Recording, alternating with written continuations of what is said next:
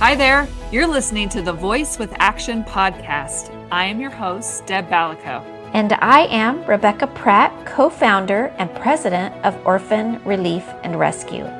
Tune in to be awakened and inspired to take action towards what you were created to do in this world, to live fully alive. Hello, and welcome to the Voice with Action podcast. I'm here with Rebecca. Hi, Rebecca. Hello. And today, well, the last couple of weeks, actually, we've been talking a lot about asking the question of what motivates us to do the work that we do. And we even asked that question to the social welfare department where we work in West Africa, and the police force. And then myself, even asking that question of what is it that motivates me to do my work. So it's just continued our conversation that Rebecca was talking about, just some of the major life lessons that she's learned through working with Orphan Relief and Rescue. So Rebecca, why don't you share some of these lessons that the Lord shared to you?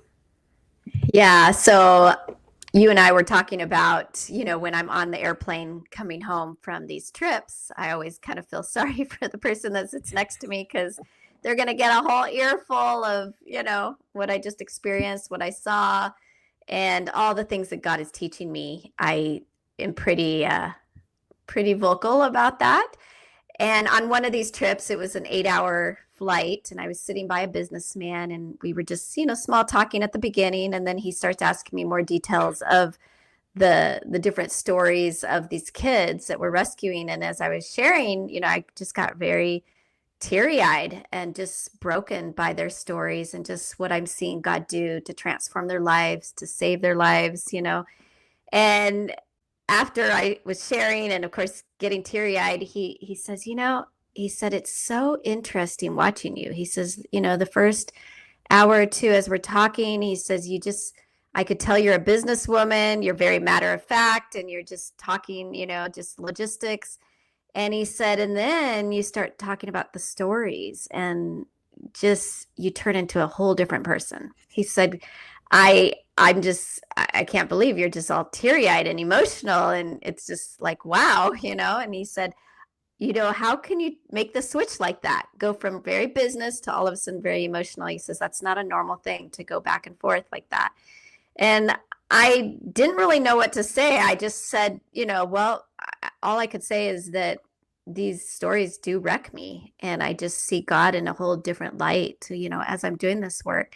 So I was reading my devotional when I got home. I was reading Oswald Chambers' devotional, and there was a quote that he described this so perfectly. And I actually wrote it in my Inspired to Action book, and it's in one of my chapters at the end. And it says, has Jesus ever looked at you?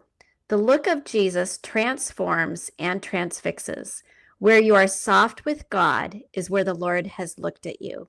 If you are hard and vindictive, insistent on your own ways, certain that others are in the wrong than you are, it is an indication that there are whole traits of your nature that have never been transformed by his gaze.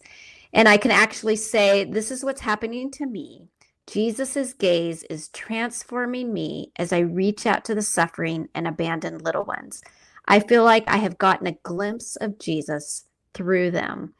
And one of the stories that comes to mind was when we first had opened up our orphanage safe home in West Africa. And we had told the social welfare office, bring us the kids that you cry at night because you know where they are, ones that are treated as slaves in relatives' homes, children that you feel like would die if they did not come into our home. So when we went to pick up our first 30 kids that they had gotten together, they were all waiting for us at this certain area in one of the villages. And we bring them back to the orphanage safe home, and they're sitting around the table totally scared to death. I mean, these kids were ages, probably 6 to 11 was our estimate there. Some of them we felt were older, and I'll tell you about that in a minute. But we had told the social welfare, only bring us kids from 5 to 11 years old, because we didn't want to get them once they're teenagers, because they're more difficult, at that age.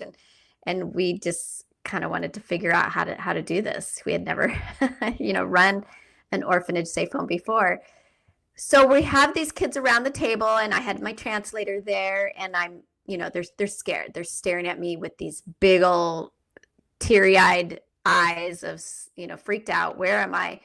And I said, okay, let's just talk about, give us your name and then share with us what you like to do for fun. And I'm just trying to be lighthearted with them. So we go around the circle, and they're all starting to share like what they do for fun. And they said, I fetch water. I clean house. I watch my baby brother. And it was all chores that they were describing. And so I said to my translator, I said, are you translating this correctly? Because they're not talking about fun stuff. They're talking about chores. And he goes, no, I'm translating it correctly. And I was like, okay. So then we continued, and they continued to say all the chores that they do. So I looked at my translator again, and I said, okay, I don't think they're understanding my question. I want to know, what do they do for fun? And my translator literally walked away from me across the room, and he's hunched over a table across the room. And so I'm standing there looking at all these kids thinking, I just lost my voice because I can't speak their language. And they're staring at me like, say something. So I finally walked over to my translator, and I said, what's happening? Did I say something wrong? Is there something wrong? And he looks up at me, and tears were just dripping down his face, and he was just crying. And he says, Rebecca, he says, I translated correctly. He says, you see these kids, they were all dressed in nice outfits. And that kind of surprised me as well when we picked them up, because I was expecting kids in underwear with no clothes and no shoes. That's kind of my typical stereotypical Africans in need thought. And they were dressed to the hilt. They were dressed in very nice African outfits. And so in my mind, when we picked them up, I thought, oh, these aren't the needy ones, And so my translator corrects me, and he says, you're from the West. You see them all dressed up. He says the parents actually, or the relatives actually dressed them up in nice outfits because they didn't want you to look, think of them as bad relatives. Now, all these kids were true orphans living with relatives, and most of them were slaves in those homes. And that's why the social welfare office alerted us, and, we're putting these kids with us. So this was all a show that they dressed them up and handed the kids over to us. So the translator was informing me that you just see on the outside. He says, Rebecca, these kids were slaves. They didn't have fun. They did all the chores that they're talking about. That's what they do all day long. They don't have fun. And he says, so you're looking at the outside. And he said, you're not seeing that you actually saved their life. Their life was just saved by you bringing them to this home. And he was just sobbing at this point. And he said, that used to be my life. I was a slave when I was a boy. My parents gave me away. And he says, and I was a slave. I was just like them. And he says, so you have no idea of what these kids have gone through. And I literally thought, oh my goodness, this wrecked me. So I went back over. He finally composed himself and went back over. And then I just rephrased the question to say, do you like to sing? Do you like to dance? If you do, we want to give you the opportunity to let's sing a song, and we taught him a song and, tried to do things a little differently with that. But what was also interesting is that there was these older kids that we thought were probably 15 years old, 14 to maybe even 16 years old, that were sitting there waiting for us. And the orphanage director, she was there, and we looked at each other and we thought, oh my goodness, these kids are way older than 11. But you would ask them and they're like, we're 11, And so there's probably, at that one, there's probably about 6 or 7 of the older kids. And they were adamant that they were 11 years old. And so I said to her, you're going to make this call because I'm not the one living here. You're the one living here. You're the one that's going to have to be raising these kids. Yeah, because at the time you had a rule, right, that you wouldn't take in kids that were over 11 years old. Correct. at Correct. the time. I mean, that's At the changed, but time. yeah. Yeah. Yes. Yes. Yeah. Yeah. Because So we that's why didn't. these kids were saying, "Oh, we're 11. We are. Yeah. Yeah. Trust us." They knew the rules, And so the orphanage director, she says, let's just take them. Look at their eyes. Oh my goodness. One of the boys even ran into the van and he was not going to get out of the van. We were like, no, no, no, we're not taking you. You're too old. And he's like, no, no, I'm 11. I'm 11. And he's, just sitting in the van and he's not going to get out. And so the orphanage director, she said, "Oh my goodness, let's just take them. What do we do? Their eyes, they're so desperate looking. So it wasn't till years later that we actually found out, what their actual ages were, because they were chronically 11, for the next 4 years. Every time we asked them what their age was, it was, pretty crazy.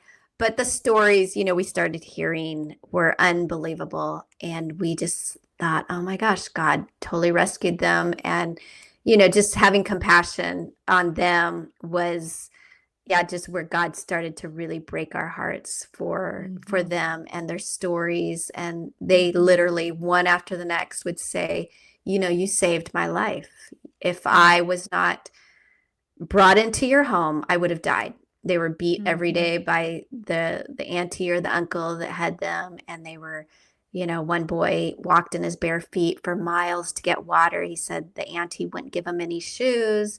And he had to walk every day for miles to get water on the extremely hot, it's basically the pavement type, hard mud, dried mud roads, that were very hot. And he said his bottom of his feet would be burning. But if he didn't come back with a certain amount of water, he would be beat severely. And he said that he thought he would die, very soon. And he was one that actually ran away and was sitting at that place for, he said, 3 days. He was waiting for us. And he said he didn't eat. He just basically was waiting. And if we didn't show up to pick him up, he was actually the one that was sitting in the van waiting, not coming out of that van. And I said, what did you think of a stranger coming to get you? And he says, it was my only chance to be rescued. And he says, I didn't know if these people were going to take me and then I was going to die, being taken. I didn't know who you were. I just knew that somebody said that there was going to be people that were going to help us. And so if you wait, at this certain day, then you'll get help. And you have to say you're 11 years old because they won't take anybody past 11 years old. So he was one of them that was, I think he said he was 15 at that time. And, but yeah, he's one that said, you saved my life. I would have died had I stayed with my relatives. It gave me goosebumps when you were telling about the translator too, breaking down in tears because that was his story. He was a slave that was saved. And it makes me go back to your quote, where it says, has Jesus looked at you? Have you received his Jesus's gaze? And I think of even in my own heart, those very shameful, painful places, Jesus has seen me in those places, and Jesus has looked and loved me in those dark, dark places that you want to keep hidden, or those places in your past that are just so painful to talk about. And when you allow Jesus to speak to you in those and love you through those, it really does allow you then to have compassion and empathy for someone else who's going through something similar. And so that touched me hearing that translator, he understood firsthand what these kids were rescued from. Yeah, and that was the beginning of me realizing that, we see things with our physical eyes. I was looking at how they were dressed, thinking, oh, these aren't the needy ones, And it wasn't until, honestly, years later where I started to hear their actual stories of where they came from, what they were, their situations that they were in. But yeah, God has broken my heart for what breaks his through these really redemption stories and rescue missions. And it does, there's something that I always think of is nothing is as it seems when you're looking at it with your own eyes. And I always am trying to ask God now, help me to see things through your eyes. And, allow God to wake me up at night to alert me of something. Or, people obviously in our own families and different things, they may look like everything appears great, and it's not until you sit down with them and really start talking. I think of my grandkids, they're always appearing so great, and then I take them for a walk and they give me the real deal. It's like, okay, Mhm. Mhm. and these are the things I can pray for, and and speak into those things. And so, yeah, it is interesting. You were sharing something interesting of a Yeah. practical Yeah, application. even when you read the quote and it talks about, not only are there places in my heart that God has softened because he has seen me and loved me through those places, but then there were also places, where my heart is still hard and still needs to be transformed in his gaze. So when you read that quote, I even thought of just a conversation I had with my husband this morning of it's about to be summer, my kids are about to be off. We want to maximize our time when he's off from work. And so in my mind, I'm like, okay, well, what are all the camping trips we're going to take? What are all the things we're going to do? Because this is what I want. This is the way you have fun. And he, in his mind, he was like, wait a minute, does it have to be this busy, filled schedule, or could it just be something as simple as, hey, we're just going to guard this time and we're going to play a game. We're going to, just be together. And I was like, well, that's not that exciting. Just because my heart was hard towards it. But he was just like, but is that what the kids need? Is that what they want? And so it's just going back to it was so hearing the quote made me think, oh, my heart is really hard in that area. Lord, what is it that you want to show me through this? What is it that you want to show me through slowing down, not having everything planned, and just truly being in the moment, that my kids don't have to go anywhere? And what does it mean just to enjoy what we have in our home right now and not have to go seeking for something else? Mm. So, Yeah, we tend to fill our time or, to be busy because it's fun, mhm. And yeah, sometimes it is just allowing the Lord to just be present in these different moments of what he wants to show us, for us to slow down a little bit. For me, I had my agenda, with those kids sitting around the table, like I wanted to make them all feel comfortable. And Mhm. yet the Lord wanted to teach me something, and I had to slow down and stop and start being a listener, to actually listen to the reality of their Mhm. life. And then God all of a sudden broke my heart, gave me compassion for them. And it's slowing down enough Mhm. and allowing the Holy Spirit to speak to our hearts of what his heart is for those in front of us. Mhm. And yeah, it's a learning thing with Well, each situation. yeah, I agree with you with that slowing down enough. And I think that is continually my life lesson, like that I learn through working in West Africa and going, is slowing down and truly being with the person in front of you. And that is actually a gift, to slow down and listen. And I'm always reminded of that because in West Africa, the people are so gifted with living in the present and so gifted relationally and so gifted with who, like, I just love you in front of me and I just want to hear all about you. They're very present oriented, and Yeah. it reminds me that is God's heart. Like, God is Yeah. like, I am with you. I see you.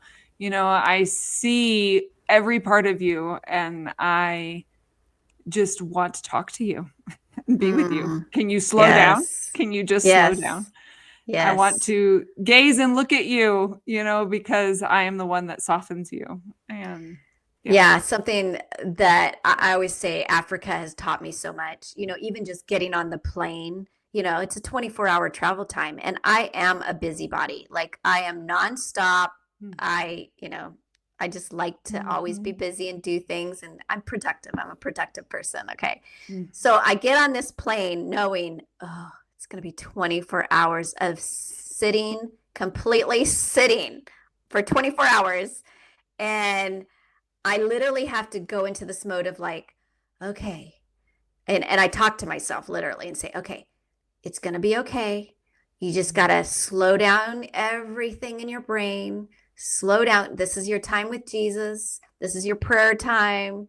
This is your reflective time, and I do a lot of writing as well on the plane, Mhm. but it's a whole different shift of just learning to just slow down our minds and just really say, God, this is your time. I'm devoting this time to you, whatever you want to do. And of course, sometimes he puts me beside somebody that I'm to share the Lord with, Mhm. or just tell stories or, build a relationship with.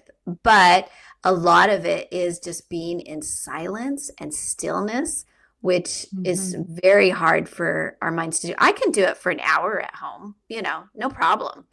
But you take 24 hours in stillness, and it's like, oh my gosh, what do we do? Mhm. So those Mhm. first few flights I took to Africa was unbearable. I was agitated, irritated, um, just everything was trauma, emotionally.